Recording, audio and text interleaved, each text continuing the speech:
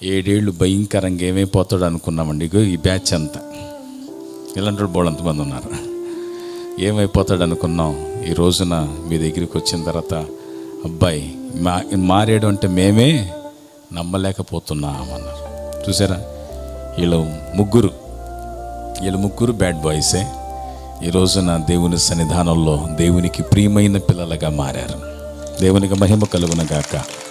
బిడ్డల ముగ్గురిని దేవుడు బలపరిచి రాబోయే కాలంలో అనేక స్థలాలలో దేవుడు వీరిని సాక్షిగా నిలబెట్టుకొనును గాక. ఇలాంటి వాళ్ళు విజయవాడ మహాపట్నంలో కొన్ని వందల మంది ఉన్నారు. వారందరూ పట్టబడుదురుగాక. వారందరూ మన దగ్గరికి వచ్చి యేసుక్రీస్తును సొంత రక్షకునిగా అంగీకరించుదురుగాక. వారందరి జీవితాలు ప్రభావితముగా మార్చబడునుగాక. వారందరూ రూపాంతరము పొందుదురుగాక. అందరూ యేసు రక్తములో కడగబడుదురుగాక. ఈ ప్రాంతంలో ఉన్న అనేక మంది బిడ్డలు మార్పు చెంది యేసుక్రీస్తుని సొంత రక్షకునిగా అంగీకరించుదురుగాక. ఆమేన్. ఇదండి నిజమైన క్రిస్మస్ అండి. ఇది నిజమైన క్రిస్మస్.